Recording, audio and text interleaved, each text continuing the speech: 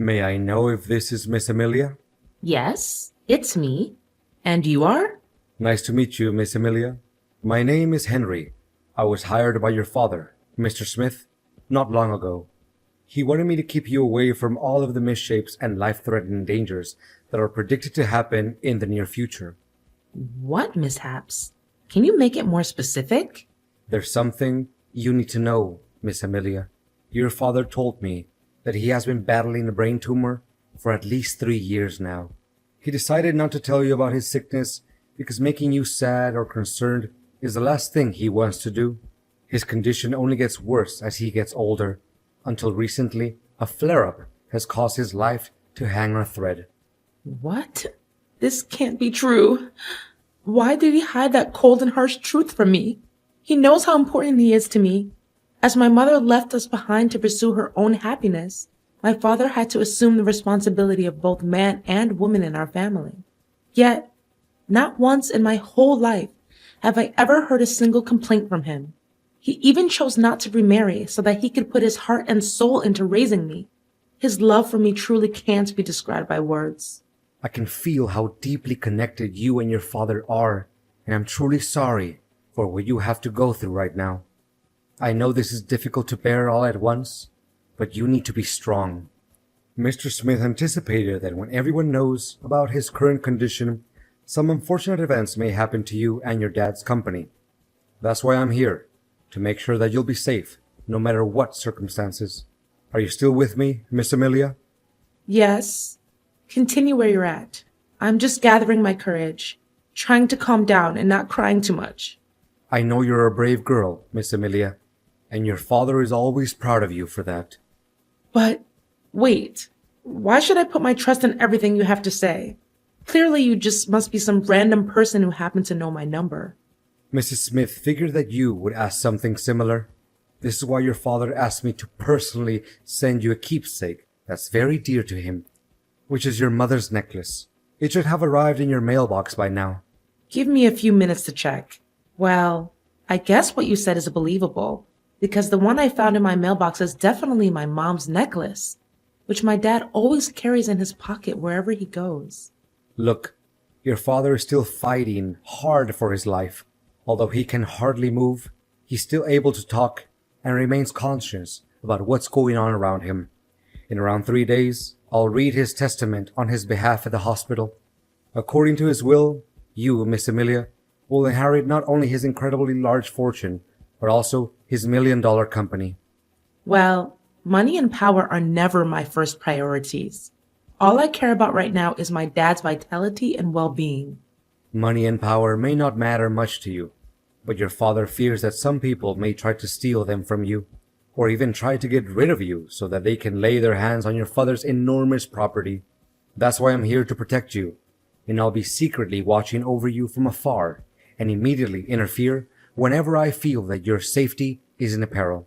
But you gotta make sure that no one can find out the truth about me, even the people who are closest to you. If that's what my dad wants, then I have no reason to disobey. But may I know the identity of people who want to harm me to appropriate my dad's wealth? Well, there are some names on your father's list of possible suspects. Until now, they haven't made any shady move yet, but it doesn't mean that you can let your guard down.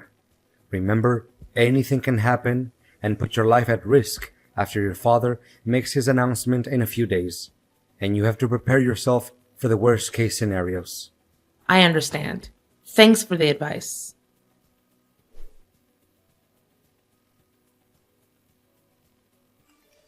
Honey, my heart will be broken into a million pieces if one day I can no longer see my dad again. You know it hurts me as much as it hurts you. But as the doctor said, your father's at the final stage and his chances of making it through are very slim. Please don't say that. It saddens me to an infinite extent. I'm well aware that your dad occupies a very special place in your heart, but now that his part in this lifetime is almost complete, don't you think it's about time that we need to start focusing on keeping up his legacy and make him proud? Legacy? You mean his company? Well, I don't see any point in avoiding this matter. In fact, your father has dedicated his whole life for the growth of the company. Correspondingly, I'm sure that he would want us to take over his place and prolong his thriving business, don't you think? It really doesn't make any sense if you let his lifelong effort go down the drain by worrying too much about his destined demise.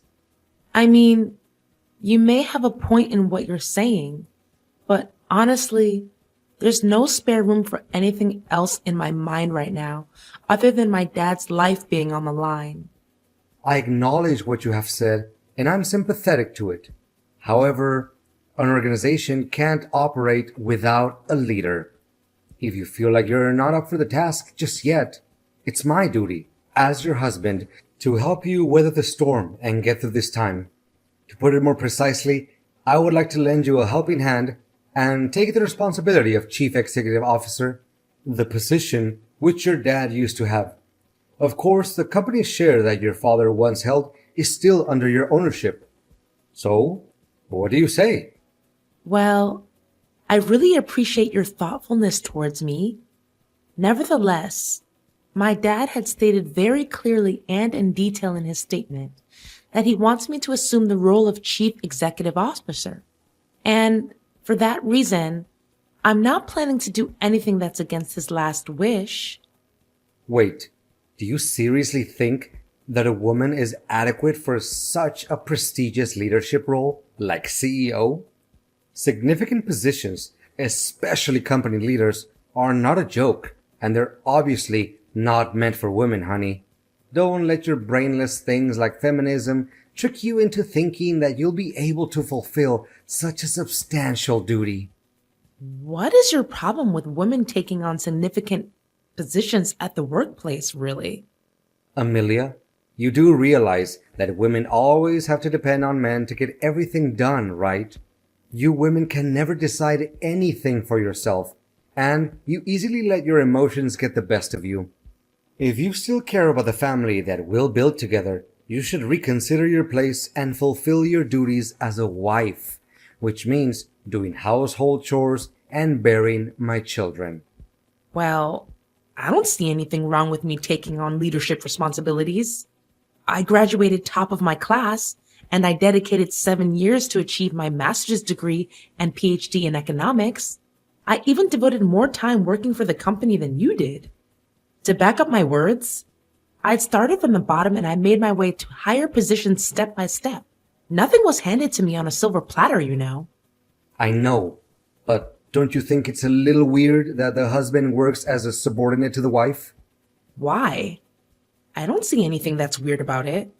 Honey, it's about finding the one that's more suitable for the job. That's all. It has nothing to do with the roles we have in our family. I honestly don't have any clue about why I still have to stick with an inferior job title like sales manager. It's literally nothing compared to your position, which leaves me no choice but feeling unfairly treated. I mean, didn't he take any of my hard work into account? You do realize that to get to the point where you're at now, it takes other people at least 3 years? You had it easy enough and got promoted to manager in only 5 months just because you're my husband. I mean, what will other people say? They may think that I'm nothing but merely a parasite in your family. Not getting the highest position of the company doesn't make you a parasite, William. What's wrong with you all of a sudden? I thought you enjoyed your current job.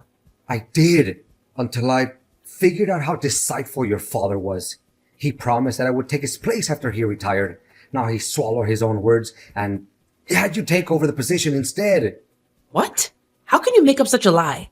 If my father intended to let you take control of the company, he would have told me about it. He never makes any important decisions without letting me know firsthand. Look, William, I don't want us to fight over this kind of thing. We're family. And being family means helping each other out in times of need, not picking a quarrel with one another over power and inheritance. Let me make it clear to you once and for all. If I don't get to work as the chief executive officer of the company, I demand a divorce as soon as possible. What? How could you say that so easily after our 3 years of marriage? And most important of all, in the toughest time of my life, when I'm about to lose my father? Well, your father doesn't treat me very nicely as well. He let you inherit his position because me and him are not biologically related. Guess once an outsider, always an outsider, right? He never saw me as his son after all. I said it. Let me take over your dad's position, or you can consider that our marriage is over. All right. I'll think long and hard about it.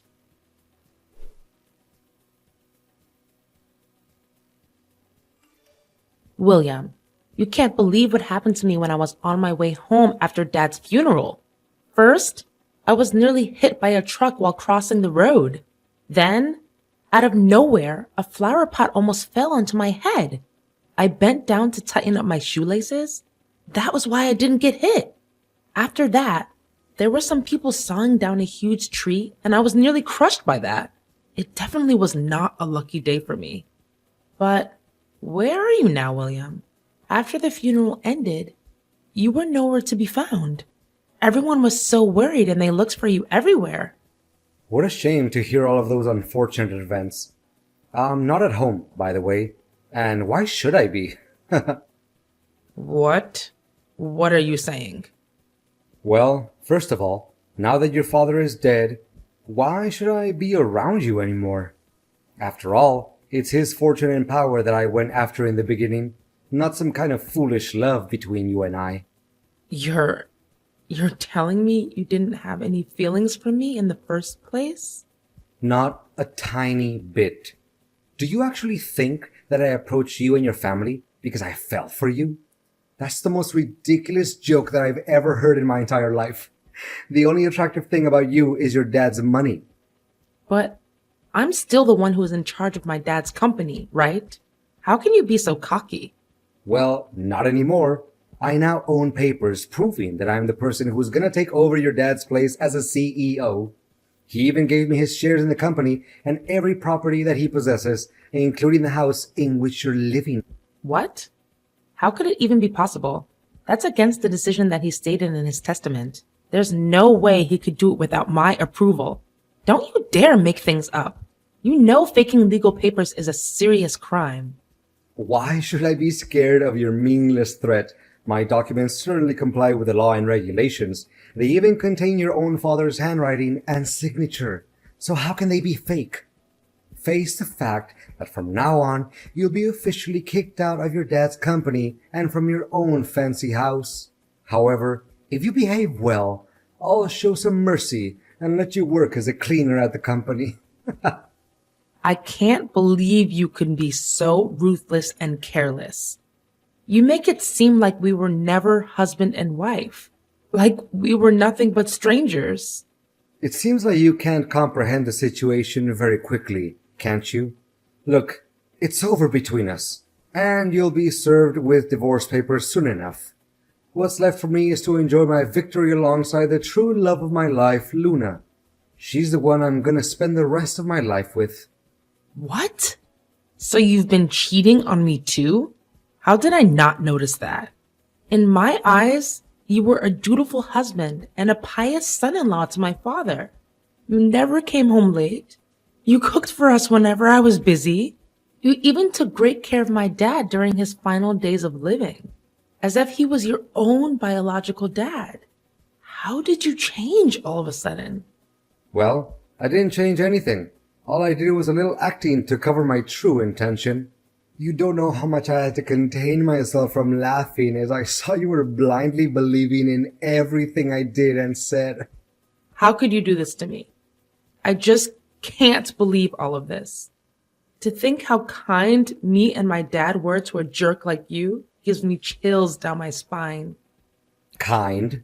Am I hearing it correctly? Your father treated me like dirt.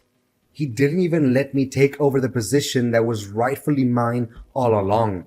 And you know what?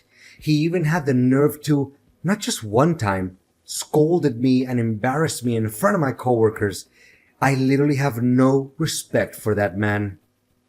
So you were holding a grudge against my dad this whole time? I mean, if he ever criticized you or your work, it was just because he wants you to be a better version of yourself and make progress. Well, Now that hypocrite can carry all the criticism with him to his grave. So long, Amelia. Enjoy your homeless life.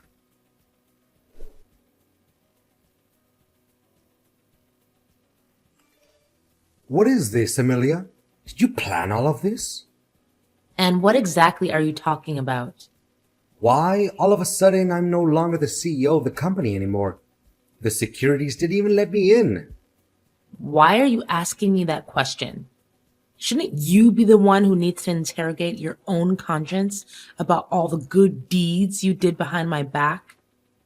I can't believe such a cruel, heartless, and gruesome person like you would exist. What are you trying to say? Spit it out. Stop playing the fool. First, you took advantage of my father's sickness and brutally forced my father to sign all kinds of papers so that you can claim ownership of his fortune and his shares in the company. You threatened him, grabbed him by his neck. You even beat him. Ruthlessly. For a person that had only days to live like my father, how could he bear such an act of violence? You knew that, and you left him there dying all alone. It was you who killed my father. Hold on. Are you even listening to your own voice right now? Don't just accuse someone out of nowhere without evidence. I know damn well that I have all the evidence in the world to start a lawsuit against you. Do you know what I'm possessing right now?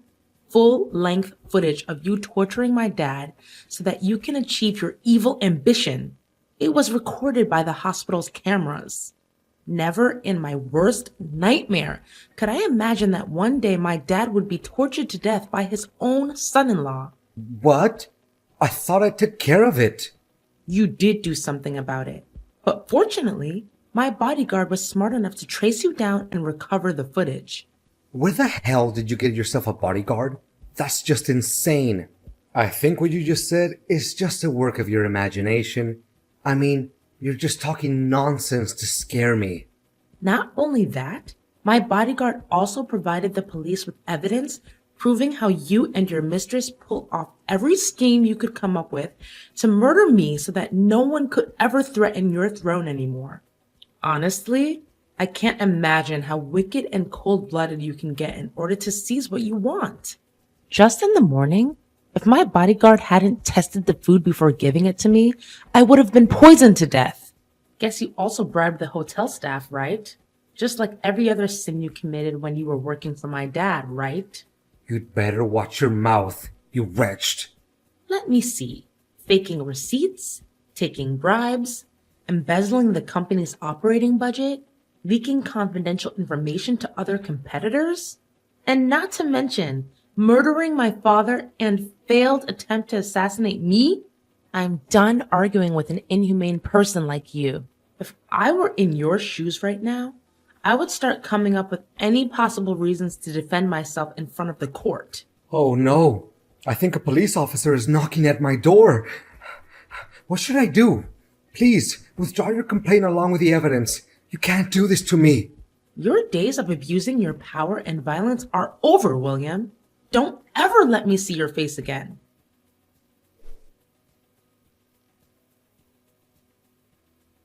As the story got around, my case immediately grabbed the press's attention. The public, especially William's colleagues, were so angry that they even came to William's parents' place to demand justice for me. William fought as hard as he could and came up with every absurd and invalid argument to defend his crimes. However, with all the evidence that my bodyguard secretly helped me gather, I still won the case. Finally, my ex-husband's mask was exposed along with all of the dreadful crimes that he committed for the sake of power and money. William was sentenced to 20 years in prison, and all of his property was confiscated and returned to its rightful owner, which is me, the CEO of my dad's company. Being a competent, talented woman with a solid academic background, the substantial duty of a leader doesn't slow me down at work. In fact, it helps my capacity and qualities stand out, which contributes to fortifying the position at the company. My bodyguard is still doing a great job at protecting me from every danger I could possibly encounter. Well, he's not only my bodyguard anymore, but he's also my best friend, a person who I can share each and every one of my secrets with. And most importantly, he's my future husband.